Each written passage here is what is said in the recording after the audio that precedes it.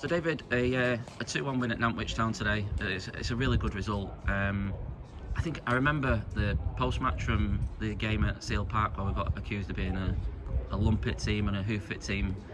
But no arguments today. We played some really nice football on the deck and scored 2 decent goals as well.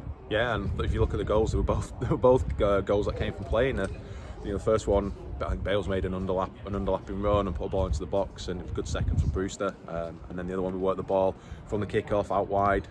Great touch and cross from Mason, and G did everything what a wide player to do in terms of getting offline and getting across the near post. And I thought at times played some good football, and Nantwich do look to play good football. They look to play out from the back, but they're not averse to hitting a big diagonal from Joe Bunny. Some of them to the target, some not, but that's fine. That's football. You're allowed to mix it up. There's no right or wrong way to play. What I thought we had today was two sides who actually did try and get it down and play. I thought we had some good technical players on both sides. I thought there was a lot of competition around the park. I thought Kai Evans was what a player, and his tussle with Jack Marrow was superb. And I thought Jack second half being on a booking, I thought played him really well. I thought that was a good tussle. I thought Tom Pratt was dangerous, took his goal well. I thought at the back they marshalled our 2 front men really well.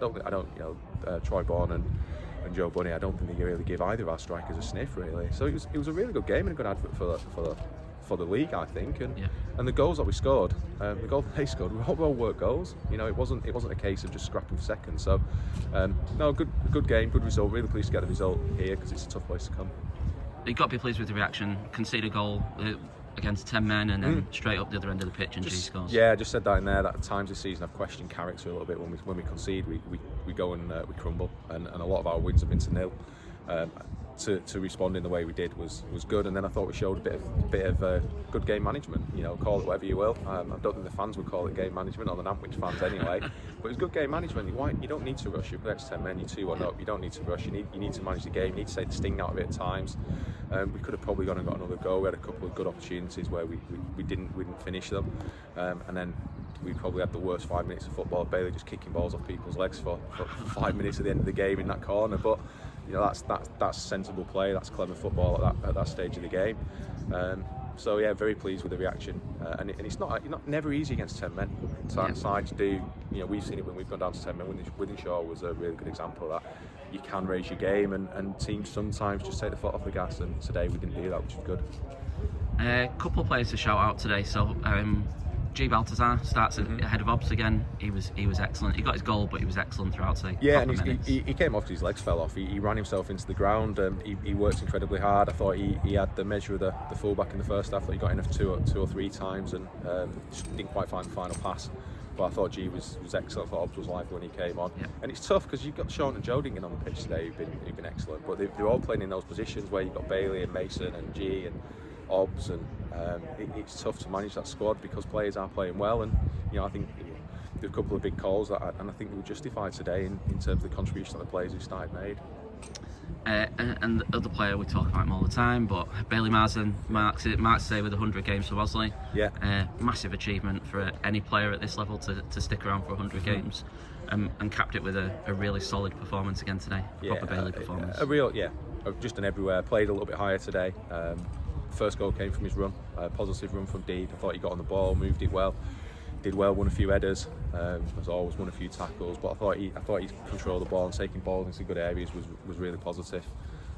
Just another really good all-round Bailey Marsden performance, and it's 100 for Mosley. I'm not sure how many more we'll see from him in a Mosley shirt, but I think if he does move on, I think he will go with everybody's well wishes, given everything he's put in for the club and the contribution he's made and the performances he's had. And last of all, it's hard to call him an unsung hero because everyone knows who he is and he's always there, but Mark Lees again was brilliant at the back and commanded the defence at the end, and just when it needed a bit of calm, he's the one shouting to say calm the ball and hold it down. He was excellent. He's very experienced. He's all that experience, and he moved in from necessity into centre half, and I think since he has done in December, I think he's been excellent. And changed this week with Matt coming back in at centre half. We had to let Ben move on from for budgetary reasons. Ben's been excellent. I thought Matt came in, having sat out for 4 games. I thought Matt was superb. I thought Matt was really, really good. Partly because of Matt and partly because he plays alongside Mark Lees, who helps that. It's a young defence. It's a young defence with Mark Lees, and Mark really leads it, and he's just a quality footballer, and I think he's got a lot of football left in him as well. He's such a fit bloke. Thoughts on the red card? Yeah, it was a red card.